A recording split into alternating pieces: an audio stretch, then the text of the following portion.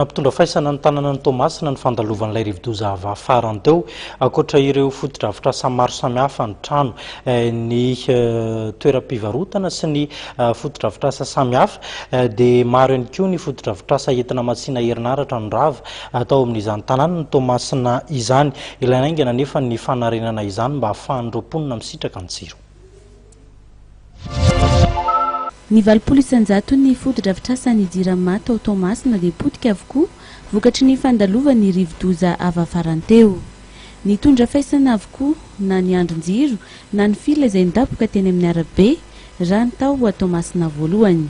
Potika zany ny ligne de transport eo amin'ny 30 kilometra eo vol d'oiseau io dia aveo ny dispatching zany zay atao hoe ivantanan'ny énergie avy any Volobe sy ny centrale thermique dia eo zany no mitsinjara makaty amin'ny fitsinjarana jiro io zany potika tanteraka koa zany ny tafo.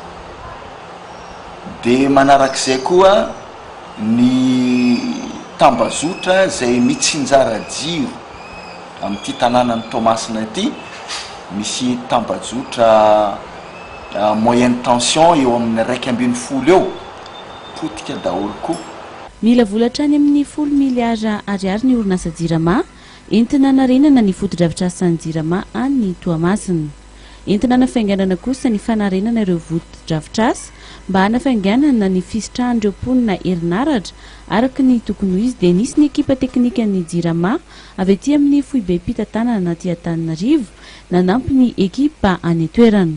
Poto misy 700 no alefa ny Toamasina amin'ity herinandro ity raha ny nambaran'ny minisitra. Ny any jirama zao dia noho ny fatapahana fila ianjeran'ny hazo zay azo tsy tokony haniry eo amin'le toerana mihitsy zany satria makany anaty fila le jiramako vao mihetsika ny ireny hazo ireny zany azeran'ny rivotra ihany koa dia tapaka le jiro dia amina miliary any Tomasina fotsiny zao dia eo amin'ny 10 miliary d'ariary eo ny estimation ny dégâts amin'ny resaka vokatry cyclone no zay fatapahan'ny andrin-jiro sy ny fila zay enjeran'ny hazo na vitsivitsy ihany ny tena hoe naziran'ny cyclone fotsiny amin'izao fa le nenjeran'ny hazo ny tena betsaka ary poto 700 zao no voatery entina makany Tomasina hanarenana an'izany. Miezaka arak'izany ny jirama hanafaingana ny fahazoana herinaratra any Toamasina. Nanambarany minisitry ny rano ny angovo ary ny akoranafo fa tsy marina ny filazana fa misy piasan'ny jirama maka vola amin'ny mpanjifa amerenana ny herinaratra.